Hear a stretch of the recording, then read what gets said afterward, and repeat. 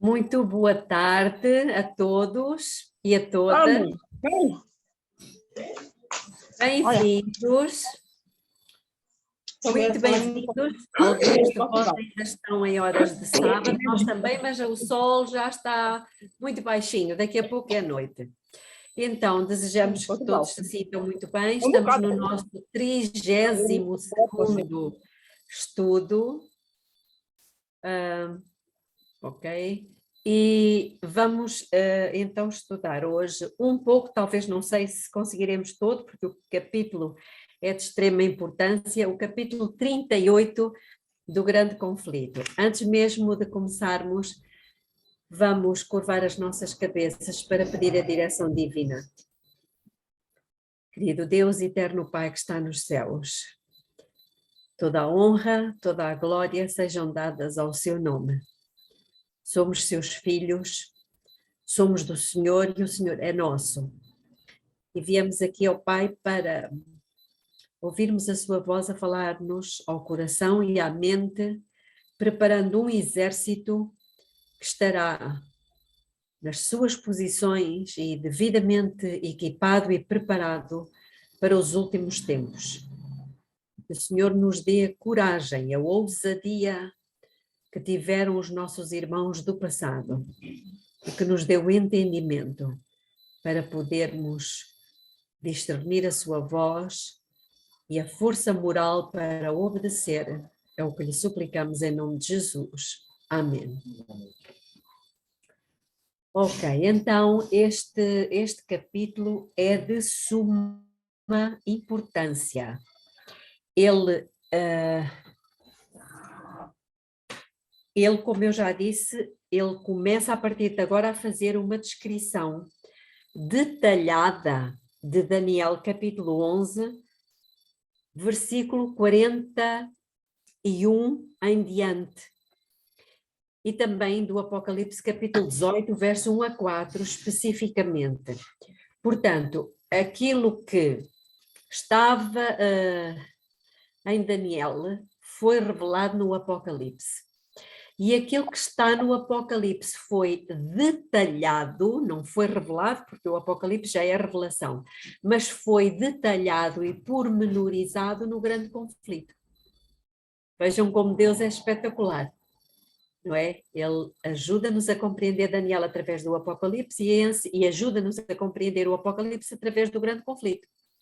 Portanto, como eu já tinha dito, este capítulo ele vai, repetindo aquilo que eu já falei, ele vai nos falar do protestantismo apóstata, aliado com a besta que sobe do mar, aliado também aos reis da terra, todos unidos, esta trindade, não é? Impondo por lei a observância do domingo, enquanto o povo de Deus proclama as notícias do selamento, ou seja, do sábado e da caída de Babilônia, que não é nada mais, nada menos do que este sistema religioso do Rei do Norte. Também já sabemos que o Rei do Norte sai com grande furor para matar o povo de Deus por causa dos rumores que ele ouve do Oriente, ou seja, o selamento e os rumores do Norte, que significam a vinda de Jesus, que esse sim é o verdadeiro Rei do Norte. Posição essa, o Norte, que Lúcifer quis ocupar quando se revoltou contra Deus. Lembram-se, no céu? Ele queria sentar-se nos lados do norte. Porquê dos lados do norte? Porque é precisamente, não vamos entrar agora aqui noutros detalhes, mas biblicamente falando, o norte tem a ver com o céu, o sul com a terra, o oriente com o nascer do sol e o ocidente com o pôr do sol. Muito bem, então, nós praticamente vamos iniciar um capítulo e poucas coisas iremos saltar, porque ele é todo tão importante que é difícil escolher aquilo que não vamos ler. Então, vamos começar, e precisamente este capítulo começa com Apocalipse 18, 1 a 4. Portanto, aquele texto bíblico que dá início ao capítulo é o que nos está a dar já o norte, e já nos está a dizer o que é que vamos estudar nesse capítulo. E isso encontra-se em Apocalipse 18, 1 a 4, e diz o seguinte: vi descer do céu outro anjo. Porquê outro anjo? É um quarto anjo, porque nós já tínhamos visto os 3 anjos anteriores no capítulo 14. E agora João vê descer do céu outro anjo que tinha grande poder, e a terra foi iluminada com a sua glória. E clamou fortemente com grande voz, dizendo: caiu, caiu a grande Babilônia. Onde é que nós já vimos isto, esta frase? Caiu, caiu a grande Babilônia. No segundo anjo. Na segunda mensagem angélica, exatamente, que se encontra em Apocalipse 14, 8. Mas é curioso, fazendo aqui já um pequeno parênteses, é curioso que esta vai ser a 3ª vez que Deus chama para sair de Babilônia. Não sei se já repararam. A primeira vez foi feito o chamado a Abraão, não foi? Para ele deixar Babilônia e a sua família. A segunda vez encontra-se em Jeremias, capítulo 51. E é dito precisamente que Babilônia caiu, e portanto, se ela está caída, saiam dela, para não serem contaminados. E agora, temos uma 3ª vez em Apocalipse 18. Não vamos agora demorar-nos nestes 3 versos, mas este chamado, eu durante muitos anos, pensei que era para as pessoas que não eram adventistas. Talvez fui só eu que pensei dessa forma. Ou os irmãos aí também pensaram. Sim. É verdade, durante muitos anos nós aprendemos, não é? De que era o chamado para nós fazermos às pessoas que não estão com a nossa fé. O que é facto é que não é bem assim, porque diz aqui, aliás, na segunda mensagem angélica, diz caiu Babilônia, e depois o chamado para sair da Babilônia é feito a quem? Lembram-se? Diz lá, saí dela, povo meu. Sendo que nós somos povo de Deus, ele manda-nos sair da Babilônia, mas como é que é possível se nós já estamos em Laodiceia? Como é que vamos sair da Babilônia? É que por vezes acontece... Exatamente, nós saímos de Babilônia, mas a maneira de pensar de Babilônia, a maneira de viver, há muita coisa, não saiu ainda de nós. E isto faz-me lembrar o povo de Israel, lembram-se? Quando já tinha saído do Egito, vamos só dar aqui um saltinho ao livro de Hebreus, ao livro de Atos dos Apóstolos. Atos dos Apóstolos, que está a ser precisamente relatada a história do povo de Israel. E diz-nos aqui no capítulo 7 de Atos dos Apóstolos, portanto há aqui uma descrição do percurso do povo, e eu vou ler o versículo 35 e 36. A este Moisés que eles tinham repelido, dizendo: quem te constituiu Senhor e juiz? A este enviou Deus como Senhor e libertador pela mão do anjo que lhe aparecera na sarça. Foi este que os conduziu para fora do Egito. fazendo prodígios e sinais na terra do Egito, e no Mar Vermelho, e no deserto por 40 anos. E depois continua, não vamos ler tudo, mas quando chegamos ao versículo 39 diz: ao qual os nossos pais não quiseram obedecer, portanto, não quiseram obedecer a Moisés, antes o rejeitaram e em seus corações voltaram ao Egito. Portanto, eles fisicamente estavam no deserto, mas os seus corações, ou seja, as suas afeições, os seus gostos, os seus interesses, batiam por onde? Por quê? Pelo Egito, pela vida que tinham lá, percebem? E isto pode e está e vai acontecer, infelizmente, com muitos de nós. Estão em Laodiceia, não têm dúvida de que estão em Laodiceia, mas, à semelhança da mulher do Ló, à semelhança da mulher de Ló, por isso é que aquela frasezinha pequenina, lembrai-vos, lembrem-se da mulher de Ló. Porquê? Porque ela efetivamente ela saiu de Sodoma e Gomorra, mas o coração dela estava a bater por lá, pelos shoppings, pelas modas, pela Zara, pela Springfield, por outras coisas do tipo, percebem, irmãos? Pelos prazeres, pelas coisas que ela deixou lá na cidade.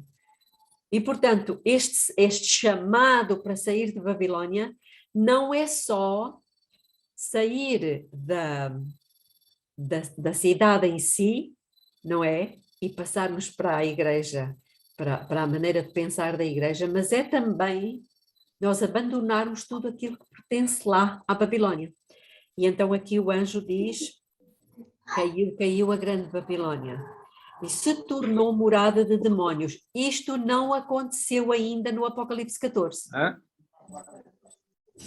Em Apocalipse 14 não existe isto. Mas quando chegarmos mais à frente... Alô, Marcos, por favor, fecha seu microfone.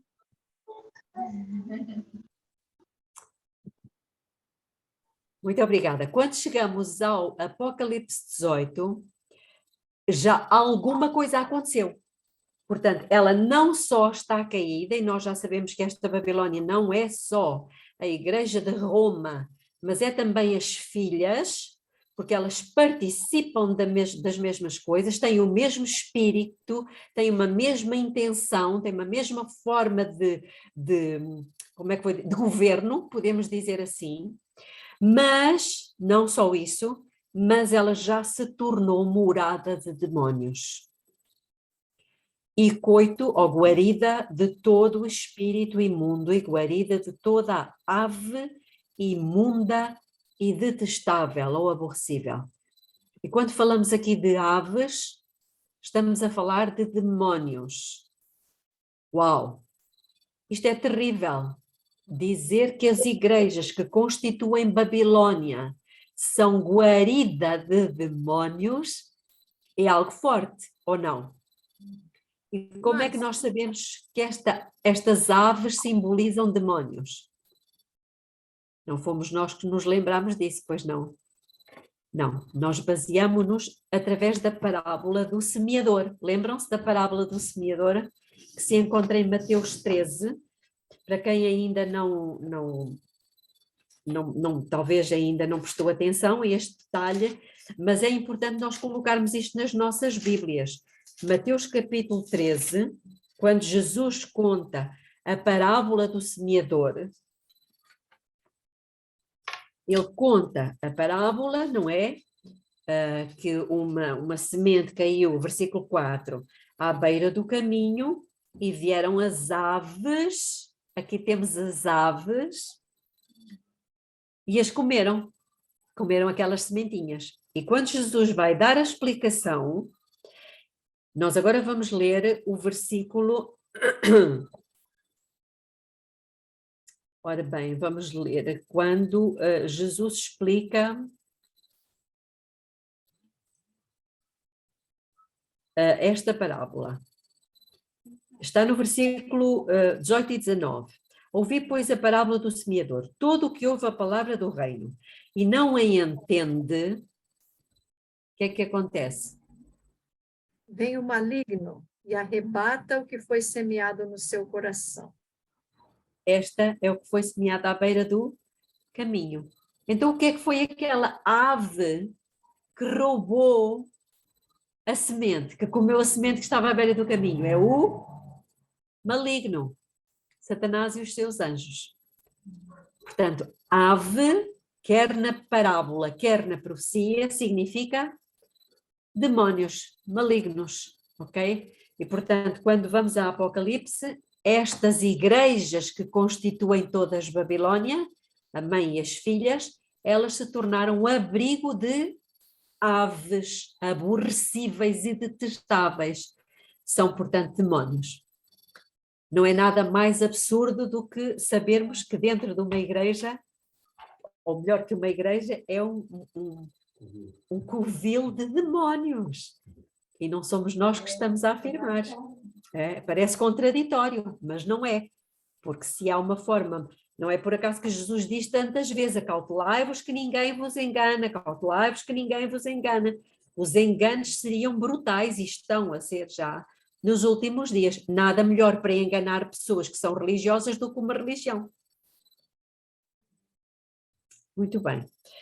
Continuando, ouvi outra voz do céu que dizia: sai dela, povo meu.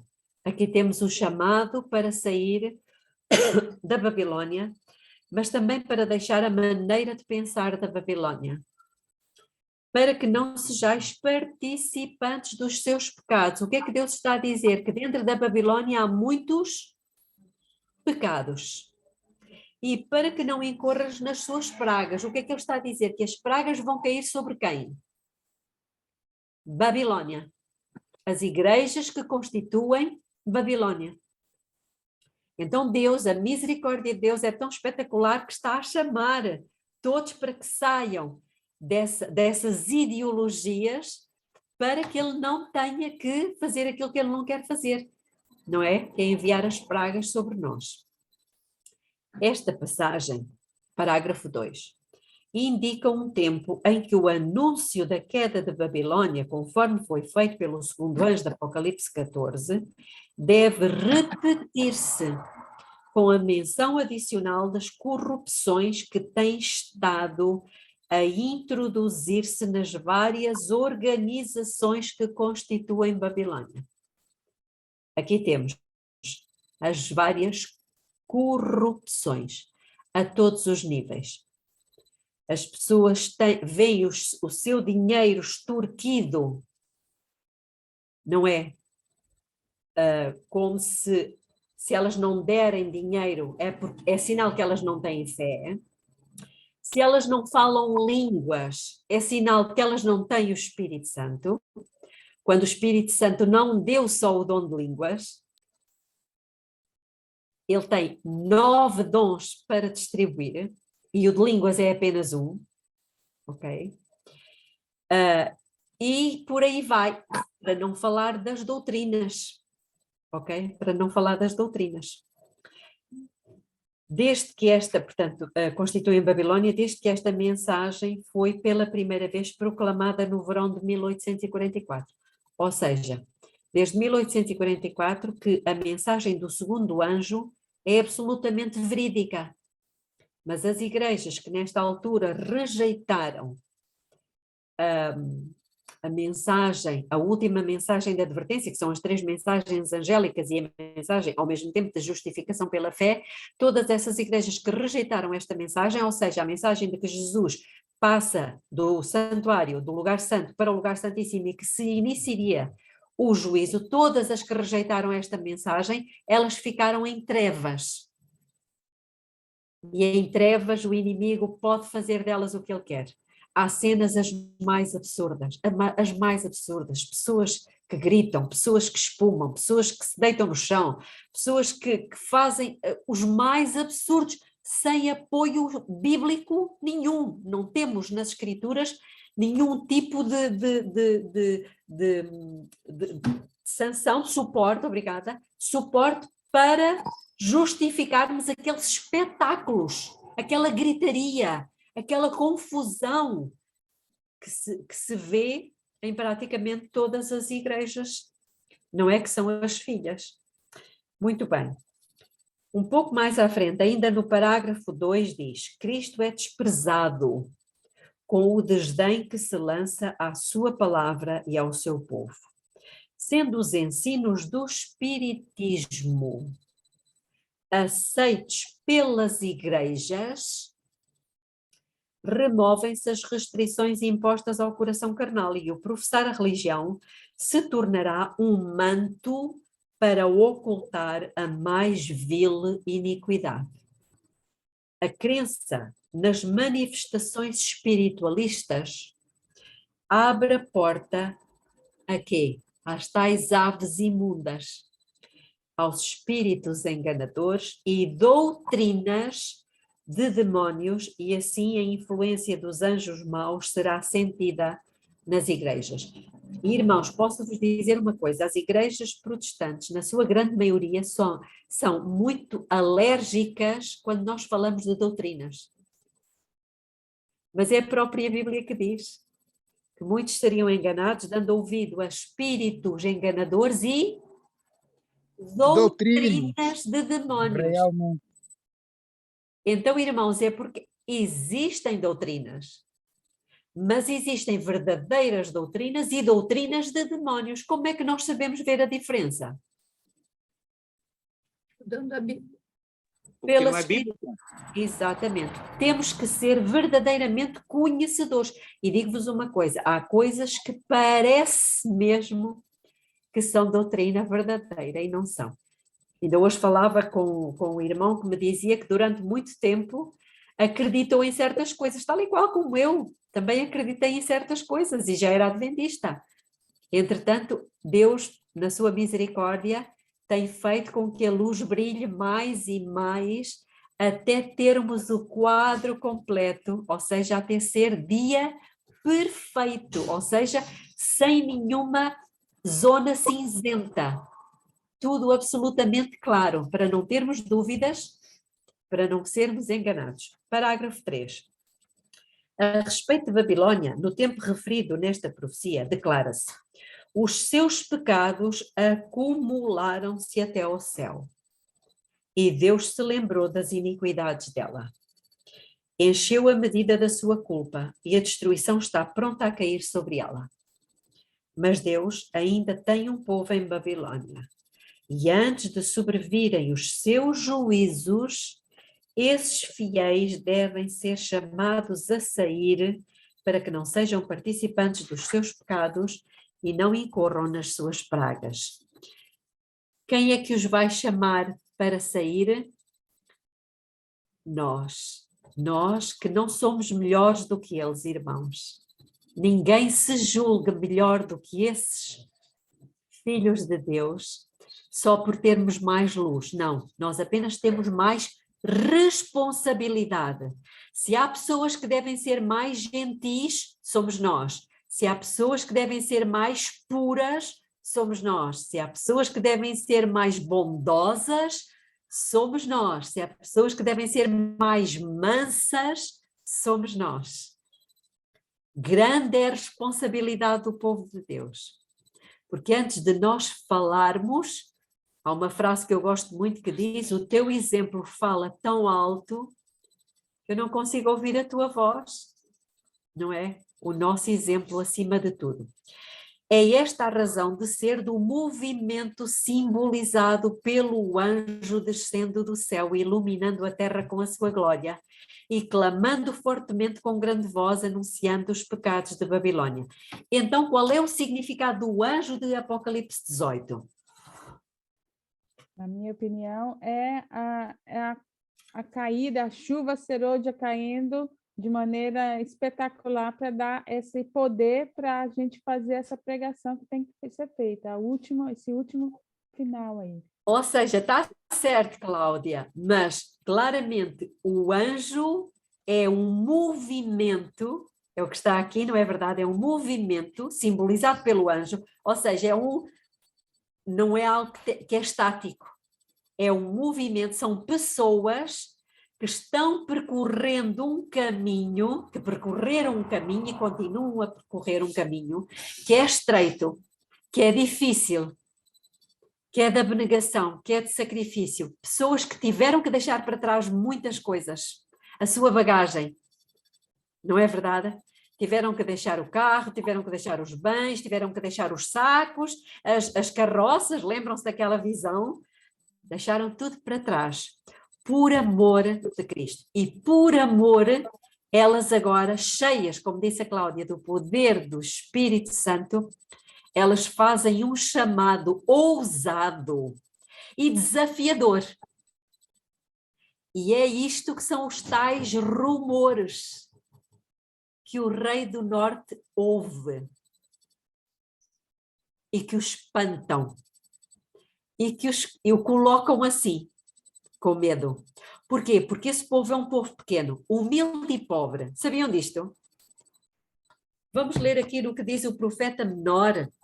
Agora tenho que procurar onde é que está, mas parece-me que está em Zacarias, quando Deus diz que deixarei no meio de ti um povo humilde e pobre.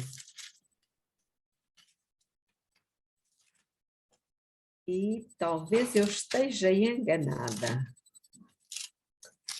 Não, não parece que seja Zacarias. É Ageu, é antes de Zacarias. É o profeta Ageu. E este capítulo 1, desculpa, não é Ageu, é antes, é Sofonias, é o último capítulo de Sofonias, só tem 3 capítulos. Ora, Sofonias, já encontramos todos, certo? Sofonias, e ele está... exatamente, é o versículo 12 e o versículo 13. Deus, depois de falar várias coisas através do profeta, ele diz, mas deixarei no meio de ti um povo humilde. Esta é a primeira característica. E pobre. Uau! É pobre por quê? O povo de Deus não pode ser rico? Porque foi tudo tirado deles. É que Laodiceia é pobre.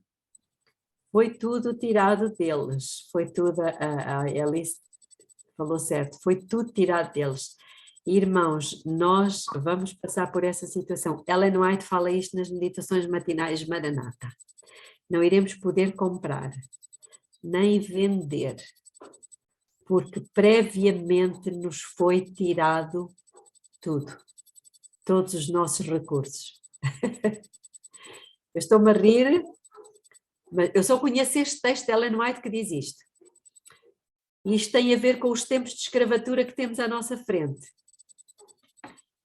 Mas então Deus diz, deixarei no meio de ti um povo humilde e pobre, e eles confiarão no nome do Senhor. Versículo 13. O remanescente, aqui está, de Israel não cometerá iniquidade.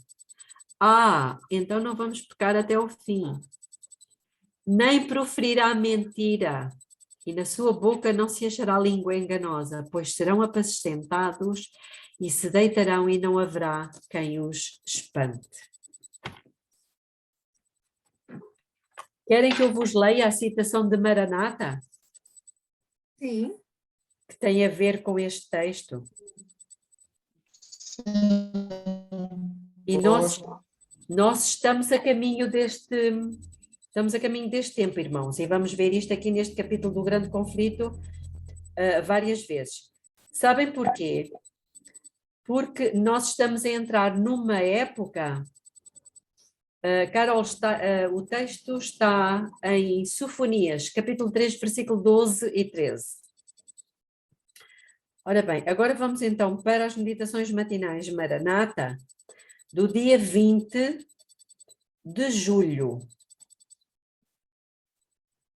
20 de julho, que tem por título O povo de Deus é submetido à prova. Então, diz assim, eles haviam suprimido os nossos recursos para que Estão a perceber? Para que, este é o objetivo, tirar tudo para quê? Para que não pudéssemos comprar nem vender, e faziam alusão à nossa abjeta pobreza e condição aflitiva. Como é que isto vai ser possível? Nós já estamos a ver sinais disto, irmãos. Porquê? Com esta questão toda do clima, vão ser feitas leis para punir aqueles que vão ser taxados de inimigos do clima. Inimigos do clima. Irá inclusivamente ser feita uma lei que considerar criminosos ecológicos, aqueles que não aceitarem determinadas determinações. E uma delas é, para já, que está já em cima da mesa para ser posta em prática, que é precisamente os poluentes, as emissões de CO2. E, portanto, o que é que está a acontecer? Na suposta alteração climática provocada pela poluição, vai ser sugerido com insistência deixarmos os nossos carros particulares e passarmos a andar de transportes públicos. Ou seja, um só poluente transporta muitas pessoas. Isto também vai nos ser sugerido que não façamos viagens de avião, mas façamos de comboio, que não tem a quantidade de poluição que tem o avião. Pronto. E aqueles que rejeitarem isto, eles vão ser punidos com o retirar de créditos. Essa experiência já está a ser feita numa cidade de Itália. Dou-lhe já a palavra, Cláudia. Mas nós sabemos que na China isto já acontece há muito tempo. E, portanto, as pessoas tendo menos créditos, elas ficam impossibilitadas de várias coisas. E, portanto, o que é que vai acontecer? Elas vão ser, os recursos vão-lhe ser retirados. Não é verdade? Cláudia, pode dizer-nos alguma coisa? Sim, mais uma coisa que a senhora provavelmente já sabe, mas esqueci de falar agora, é sobre o domingo como um dia de descanso para a mãe a terra, né? Sim. Então, já está sendo colocado planos pilotos em muitas partes do mundo, inclusive na Índia. Inclusive, a gente está começando a ver o alinhamento da nação de Israel, porque até hoje Israel sempre teve a sexta-feira e o sábado como o final de semana deles, né? Mas agora começa-se, então, ter o sábado e o domingo para entrar em harmonia com o restante do mundo e para daí poder colocar esse dia de descanso para a mãe natureza como sendo domingo. A gente viu isso também acontecer, já está acontecendo em Dubai, né? No Emirados Árabes Unidos. Sim. Isso também já está acontecendo. Então, a gente vê que todo mundo está, por um lado ou de outro, chegando à mesma situação. Exatamente. Eu já sugeri aqui que os irmãos começassem a ler o terceiro volume de Mensagens Escolhidas a partir do capítulo 55. Não sei se foi neste grupo que eu fiz esta sugestão, mas eu aconselho a todos. Porquê? Porque a partir do capítulo 55, portanto 55, 56, 57, 58, Ellen White tem, ela diz as medidas que foram tomadas quando eles passaram pela crise dominical nos Estados Unidos, quando saíram as Blue Law, as leis azuis. Foi no tempo dela, na década de 1880 a 1890. E, portanto, essas indicações que ela deu para o nosso povo naquela altura, especificamente para os Estados Unidos, para o Sul, são indicações que nos vão ser necessárias a nós para todo o mundo. Por isso elas foram deixadas escritas no Mensagens Escolhidas, volume 3. É uma indicação que eu faço aos irmãos, comecem a ler e a estudar detalhadamente essas instruções que foram deixadas para nós. Irmãos, só nós temos isto. Nenhuma outra igreja tem este tipo de informação e de luz. Portanto, nós devíamos nos sentir muito gratos a Deus por esta luz toda que Deus nos deixou ficar, ok? Que nos vai ajudar a passar por esse tempo.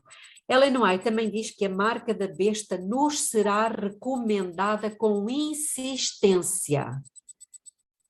Ou seja, não é de um dia para o outro. As medidas vão sendo tomadas e vai havendo cada vez mais uma pressão para que nós aceitemos isso. Percebem? Ok, muito bem. Vamos então continuar aqui. Vamos ler o parágrafo 4. Terrível é a crise para a qual caminha o mundo. Os poderes da terra, unindo-se para combater os mandamentos de Deus, decretarão que todos, pequenos e grandes, ricos e pobres, livres e servos, se conformem aos costumes da igreja, pela observância do falso sábado. Irmãos, se os irmãos prestarem atenção aos documentos e às notícias que estão a sair, inclusivamente as próprias encíclicas, é de loucos. Como é que é possível eles estarem a falar do Shabat, do sábado, e querem dizer domingo? Só realmente alguém que está embriagado com o vinho de Babilônia, não há outra conclusão. A encíclica Dies Domini, o Papa João Paulo II, ele fez um estudo de Gênesis ao Apocalipse sobre o sábado, tudo certinho, para depois dizer que é o domingo. Impressionante. Vamos continuar, parágrafo 5. Esclarecido assim o assunto, quem quer que pise a lei de Deus para obedecer a uma ordenança humana recebe o sinal da besta. Aceita o sinal de submissão ao poder a que prefere obedecer em vez de Deus. Como é que as pessoas vão ser esclarecidas? Diz aqui, esclarecido assim o assunto. Como é que elas vão ser esclarecidas? Haverá alguém que vai falar, né, Belinha? Lógico. É os tais rumores, é o tal povo que não se cala e que começa a incomodar as autoridades. Porque até a determinada altura as pessoas vão ouvir dizer que é o sábado, que é o dia do Senhor, mas estão-se a referir ao domingo. E, portanto, tem que haver alguém que realmente faça este esclarecimento. E só podemos iluminar se nós próprios estivermos cheios de azeite. Parágrafo 6. Mas ninguém deverá sofrer a ira de Deus antes que a verdade se lhe tenha apresentado ao espírito e consciência e haja sido rejeitada. Portanto, irmãos, Deus vai ter muita paciência connosco e com as pessoas, esperando que nós esclareçamos cada uma delas devidamente para que elas possam fazer a sua escolha. No final do parágrafo 6 diz assim: o decreto não será imposto ao povo cegamente. Estão a ver, irmãos? Louvado seja Deus. Deus conta connosco. Cada qual receberá luz bastante para fazer inteligentemente a sua decisão. Parágrafo 7. O sábado será a pedra de toque da lealdade, pois que é o ponto da verdade especialmente controvertido. Quando sobrevier aos homens a prova final, traçar-se-á a linha divisória entre os que servem a Deus e os que o não servem. Lembram-se, estamos aqui a falar de servir a Deus. O servir a Deus está intimamente ligado com o quê? Lembram-se? Adoração. Com a adoração. Portanto, isto tem a ver com a adoração. A quem nós adoramos é aquele a quem nós servimos. Se nós estamos servindo ao eu, nós estamos adorando o eu. Continuando. Enquanto a observância do sábado espúrio, em conformidade com a lei do Estado, contrária ao quarto mandamento, é uma declaração de fidelidade ao poder que se acha em oposição a Deus, é a guarda do verdadeiro sábado, em obediência à lei divina, uma prova de lealdade para com o Criador. Enquanto uma classe, aceitando o sinal de submissão aos poderes terrestres, recebe o sinal da besta, a outra, preferindo o sinal de obediência à autoridade divina, recebe o sinal de Deus. Parágrafo 8.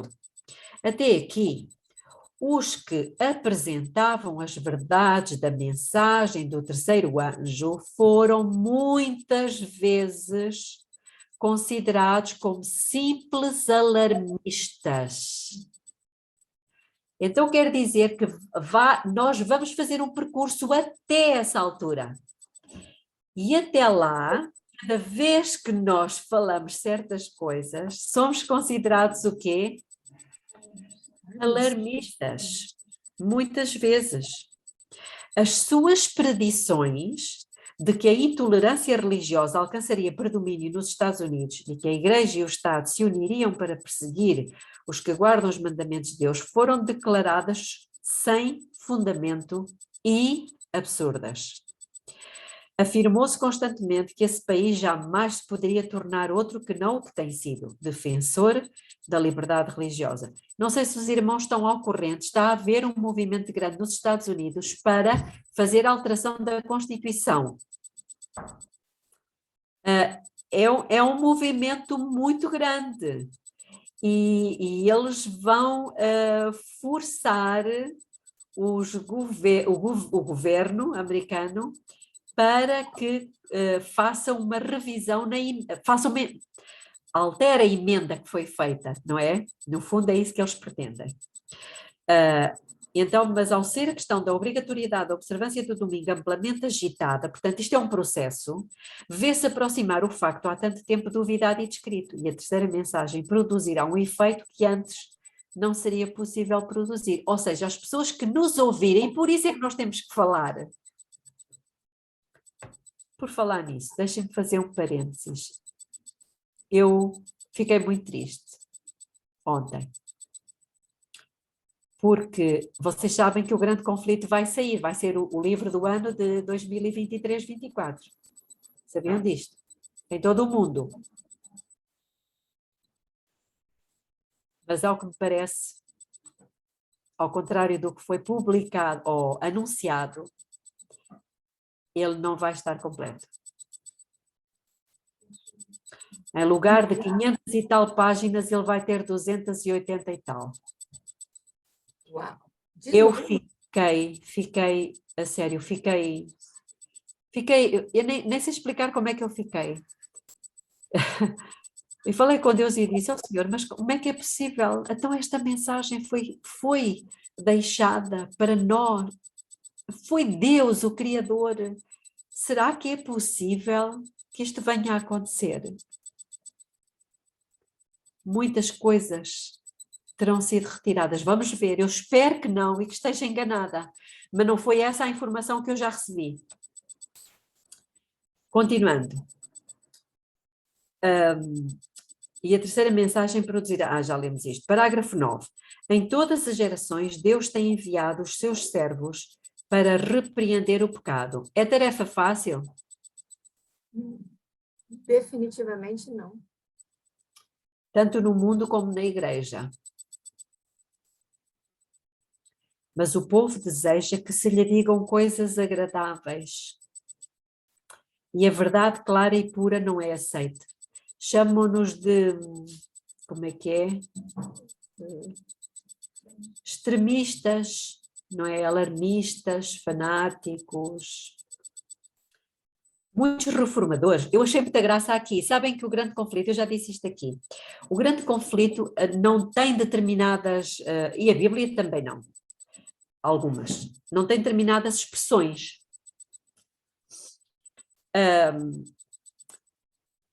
E aqui no grande conflito não existe a expressão chuva serôdia. Sabiam disto?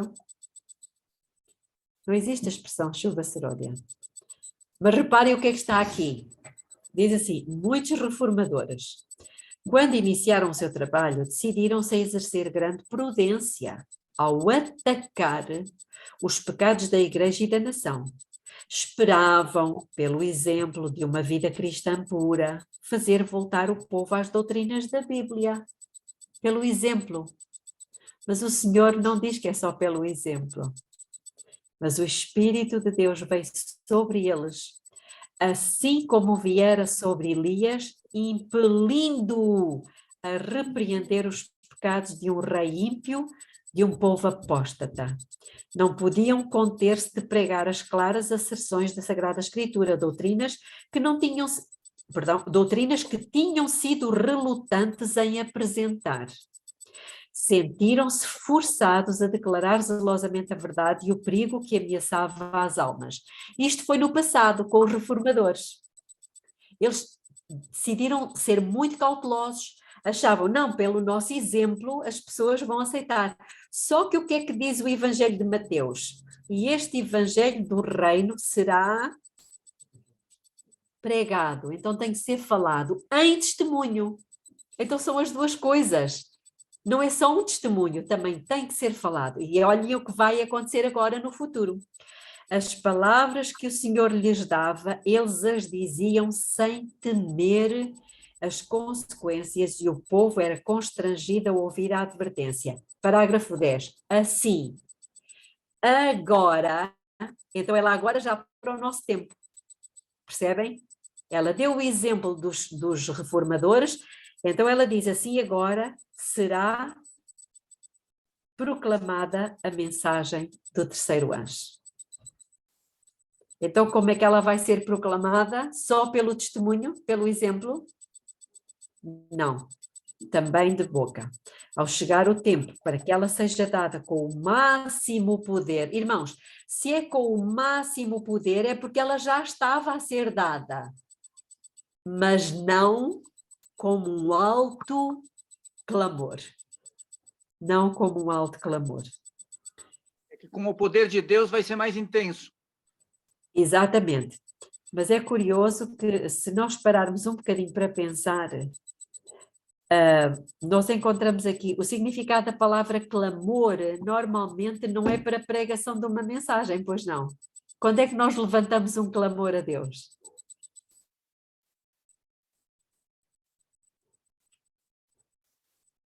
Oração. Quando precisamos de socorro.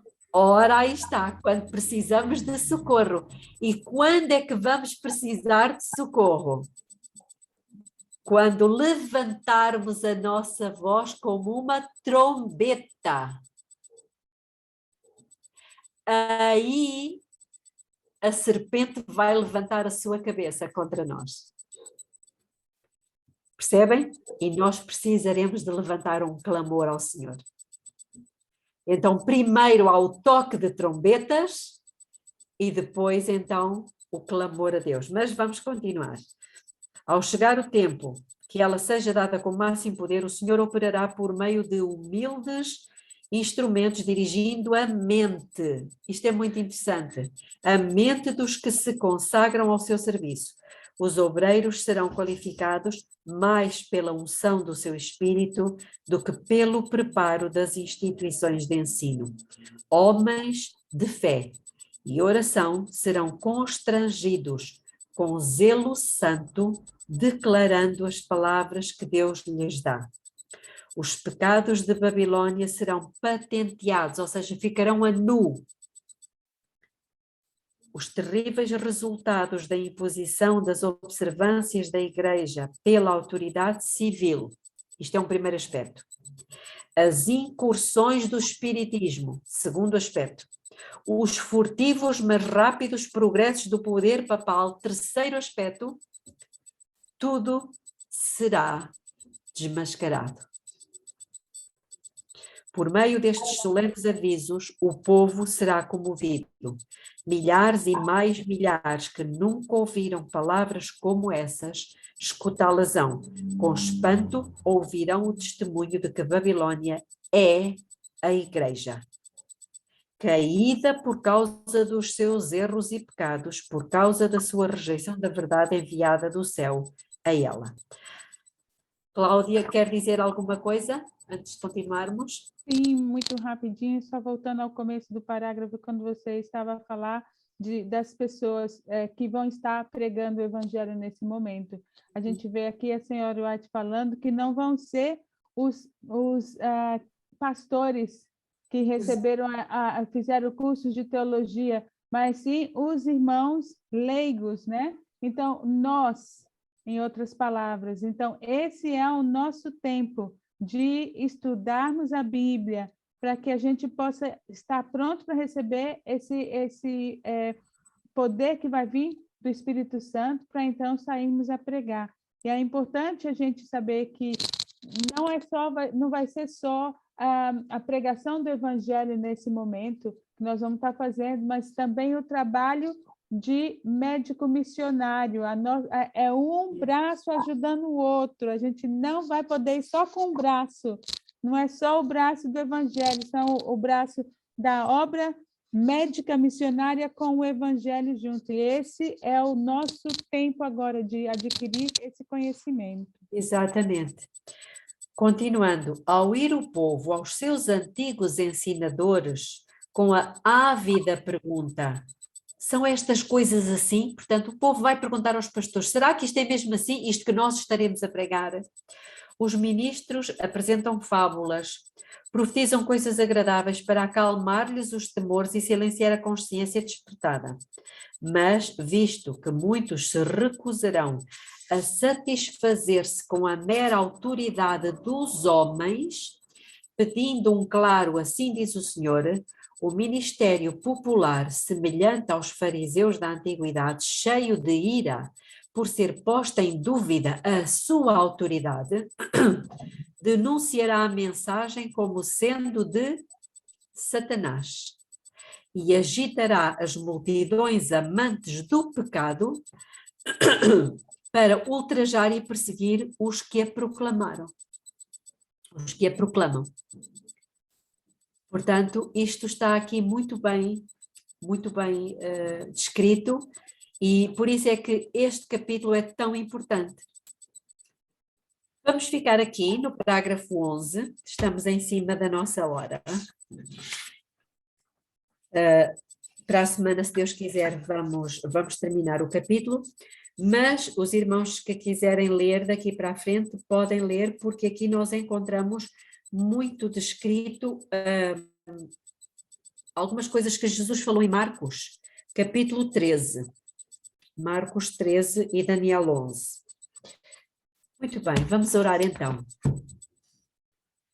Querido Deus, eterno Pai que está nos céus, aqui estamos, Senhor, mais uma vez, agradecidos por toda esta informação que o Senhor nos trouxe, mas ao mesmo tempo reconhecendo que não temos capacidade por nós mesmos de passar por tempos como estes. E por isso precisamos que o Senhor nos dê esse poder, nos dê essa coragem, e isso só pode acontecer através da atuação poderosa do seu Espírito. Eu me lembro do profeta Miqueias que dizia: quanto a mim, estou cheio do poder do Espírito Santo e de coragem para declarar ao povo os seus pecados. Não vai ser fácil, Pai, mas queremos, em primeiro lugar, que o Senhor nos ajude a purificar a nossa própria vida, a sermos um exemplo em tudo, a sermos humildes e disponíveis para ser trabalhados como o barro, lapidados como o diamante. E depois, sim, estaremos em condições de ser usados pelo Senhor. Que o Senhor desperte todos nós, que desperte o seu povo, a sua igreja, os homens e as mulheres que constituem o seu povo, os pastores, os líderes, para que todos nós possamos realmente compreender os tempos solenes em que vivemos e nos alegrarmos, Pai, porque a vinda de Jesus está muito próxima. Faça de nós o que for da sua vontade. É o que lhe suplicamos humildemente em nome de Jesus. Amém.